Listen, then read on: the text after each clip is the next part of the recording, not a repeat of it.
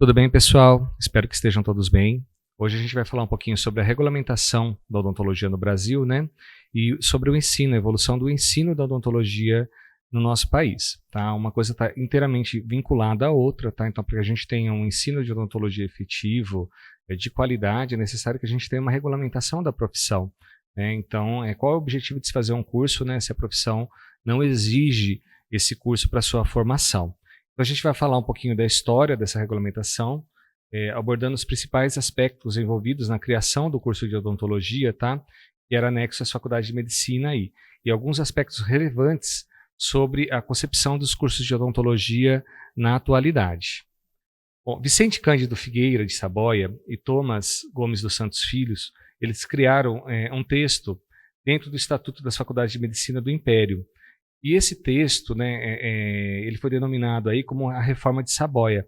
Ele foi apresentado em 25 de outubro de 1884, através do Decreto 9.311, onde constava pela primeira vez que a odontologia formaria aí um curso anexo. Tá? Então, ele era um curso anexo à Faculdade de Medicina do Império. E esse curso ele começou, então, tanto no Rio de Janeiro como em Salvador. Aí ficaram compostas, né, como três cursos anexos básicos, tá? O de farmácia, o de obstetrícia e ginecologia e o de odontologia. Nesse dia, então, a Sua Majestade, o Imperador Dom Pedro II, ele promulgou o decreto imperial criando o curso de odontologia, tá? Então, por isso que o dia 25 de outubro ele ficou sendo aí considerado o dia do cirurgião dentista brasileiro. O curso de odontologia, criado em 1884, ele foi transformado em faculdade de odontologia em 1925. Ele continua anexo à faculdade de medicina aí, que pertencia à Universidade do Rio de Janeiro, que foi criada em 1920. Em 1933, a faculdade de odontologia ela tornou-se autônoma, sendo inaugurada em 1834. Então, a partir de 1834, a gente tinha então a faculdade de odontologia. A Universidade do Rio de Janeiro ela foi então reorganizada em 1937 e recebeu o nome de Universidade Brasil. Em 1965 passou a ser denominada Universidade Federal do Rio de Janeiro. Em 1967 o curso de odontologia passou a ter então um mínimo de 4 anos de duração. Tá? Aqui a gente deu o exemplo da Universidade Federal do Rio de Janeiro, mas várias outras universidades foram desenvolvidas. A gente teve o desenvolvimento da Universidade da Bahia, a Universidade Federal de Juiz de Fora também é muito antiga. Aqui em São Paulo, a Universidade de São Paulo, o desenvolvimento da Unicamp, da Unesp. Tá? Então a gente teve várias universidades públicas aí sendo desenvolvidas nesse período de tempo. O decreto número 15.003, de novembro de 1921, ele permitia o exercício da odontologia em todo o país para profissionais que fossem habilitados pelas faculdades de medicina oficiais ou equiparadas, tá?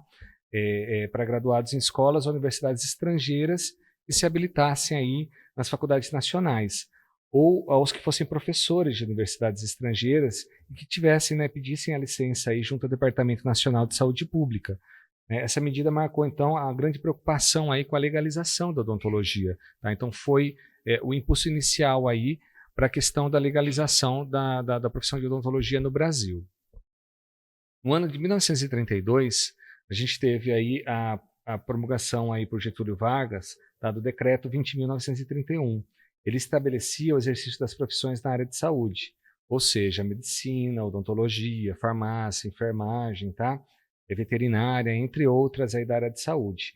E ele promulgava, então, que somente quem tivesse passado pelo órgão formador poderia exercer a sua profissão. Então, foi um importante marco aí para a odontologia. Contudo, né, em 1932 também, ele promulgou um outro decreto, que era o 21.073, que regulava o exercício da odontologia pelos dentistas práticos, né? Então, segundo ele, mesmo sem cursar um curso de odontologia, os dentistas práticos eles poderiam exercer a profissão desde que comprovassem ter trabalhado 5 anos no mínimo, né, em arte dentária, fossem aprovados no exame de habilitação e obtivessem a necessária licença aí pelo Departamento Nacional de Saúde Pública. Tá? Então, houve uma regulamentação daqueles dentistas práticos. Né? E isso aí acabou gerando uma revolta social, né? Em relação principalmente àqueles que estavam cursando, né, fazendo o curso de odontologia aí. E aí Getúlio Vargas ele baixou um novo decreto, tá? O decreto 23.540, de 4 de dezembro de 1933, e fixou, então, uma data limite aí para concessão da licença aos dentistas práticos. Então, ele deu um prazo, né, aí para 30 de junho de 1934, para que esses dentistas fizessem o seu registro, tá? Então, ele promoveu aí medidas efetivas para a monopolização do exercício da odontologia pelos portadores de diploma de curso superior. Tá? Então, a partir dessa data, só quem tivesse realmente o curso superior poderia estar exercendo a profissão. Tá? Em 1951 surgiu, então, a primeira regulamentação do exercício profissional da odontologia por meio da Lei 1314, tá? 1314, de 24 de agosto. Em seu artigo 1º, ela fala que o exercício da profissão de odontologista no território nacional só será permitido aos que se acharem habilitados por título obtido em escola de odontologia oficialmente ou legalmente reconhecida, devidamente registrado na Diretoria do Ensino Superior e anotado sucessivamente no Serviço Nacional de Fiscalização da Medicina e na repartição sanitária estadual competente. Então, a partir de 1951, a partir dessa lei, realmente só quem tivesse a formação, né, em odontologia poderia estar exercendo a profissão. A Lei 1314, né, de 51, ela não permitia, então, que o cirurgião dentista, nesse momento, realizasse a hipnose. Tá? Então, teve um movimento aí para mudança disso, né, que ocorreu em 1966, mais precisamente em 25 de agosto daquele ano, com a promulgação da Lei número 5.081. Ela está em vigor até os dias de hoje. Ela regulamentou, na realidade, o exercício de odontologia no território brasileiro. Só para vocês terem uma ideia, os médicos eles não tinham uma regulamentação, principalmente relacionada à prescrição, uso de medicamentos, tá? E a odontologia ela já tinha isso desde 1966, tá? Justamente porque a gente teve essa transição, né, dos barbeiros, os práticos, até a odontologia moderna, o que era um grande risco para a sociedade.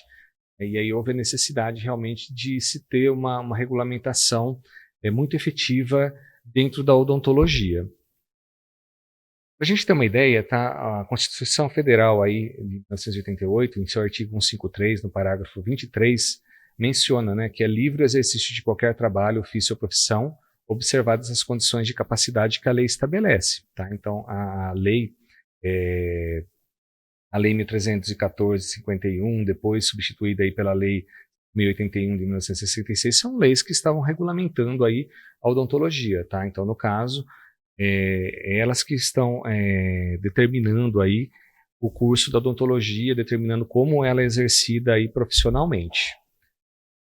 Algumas leis que foram importantes para a gente é a Lei 4.324, de 14 de 4 de 64, que instituiu o Conselho Federal de Odontologia e o Conselho Regional de Odontologia. Tá? Ela foi regulamentada posteriormente pela Lei 65.704, de 1971, tá? E ali a gente tem as atribuições e a gente tem como órgão regulador aí da área odontológica, né, da profissão da odontologia aí, os conselhos de odontologia. Tá? Então a fiscalização profissional, né, se o indivíduo era formado ou não era, passou a ser realizado, então, por essas instituições, né, e a sua origem vem aí de muito tempo, tá? Então, desde 1964 aí a gente já tem isso regulamentado. E a Lei 5.081 de 66, que regulamenta a odontologia no Brasil, tá?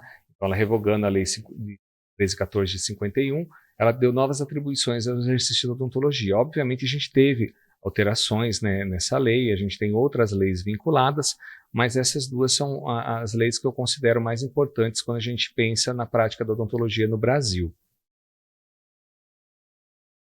Se a gente for pensar na estruturação do curso de odontologia, tá? A gente vai perceber que nos últimos 50 anos aí, a gente teve uma influência muito grande, principalmente norte-americana, tá? No que diz respeito à transformação aí dos conhecimentos, da odontologia, né? E o que a gente observa no ensino da odontologia nos dias de hoje. E a gente tem uma regulamentação dentro do Ministério da Educação aí, são as leis e diretrizes de base de 1966 e as diretrizes curriculares, tá? Então as primeiras diretrizes curriculares aí foram estabelecidas em fevereiro de 2002.